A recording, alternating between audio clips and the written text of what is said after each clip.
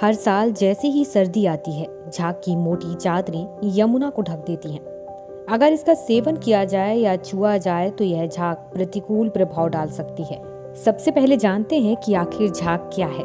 जब कार्बनिक पदार्थ विघटित हो जाते हैं तो झाग के बुलबुले उत्पन्न होते हैं। झाग बनाने वाले इन अणुओं का एक सिरा ऐसा होता है जो जल को प्रतिकर्षित करता है और दूसरा जल को आकर्षित करता है। वे जल की सतह पर पृष्ठ तनाव को कम करने का काम करते हैं। ये झाग के बुलबुले जल की तुलना में हल्के होते हैं, इसलिए सतह पर एक पतली फिल्म या झिल्ली के रूप में तैरते हैं, जो धीरे धीरे एकत्रित हो जाते हैं। अब जानते हैं कि आखिर यमुना के झाग की चादर बनने के क्या कारण हैं। तो सबसे पहला है कि अनउपचारित जो सीवेज है उसमें साबुन और डिटर्जेंट के कण हो सकते हैं। दूसरा औद्योगिक अपवाह और तीसरा है वनस्पति के विघटन से जो कार्बनिक पदार्थ बनते हैं, उसके कारण भी यमुना के झाग की चादर बन सकते हैं।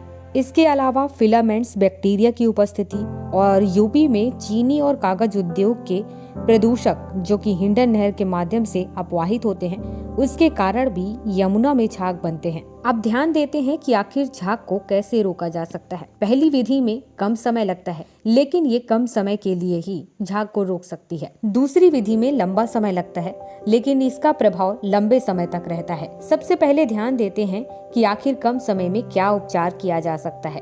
तालाब में अधिक मात्रा में जलकुंभी उपस्थित होती हैं, तो तालाब से उन जलकुंभी को हटाना होगा। ऐसा करने से झाग को बनने से रोका जा सकता है। इसके अलावा नदियों और तालाबों में नहाते हुए, कपड़े धुलते हुए ऐसे साबुन और डिटर्जेंट का यूज करना चाहिए जिसमें झाग कम उत्पन्न हो। अब ध्यान देते हैं ऐसे उपचार पर जिसमें अधिक समय लगता है, लेकिन इसका प्रभाव अधिक समय तक रहता है, जैसे कि हरियाणा, उत्तर प्रदेश और दिल्ली के जो सीवेज ट्रीटमेंट प्लांट हैं, इन प्लांट को अपग्रेड करने की जरूरत है। इसके अलावा जो औद्योगिक प्रदूषण है वो नदियों में ना मिलाया जाए, इस पर भी ध्यान दिया जाए।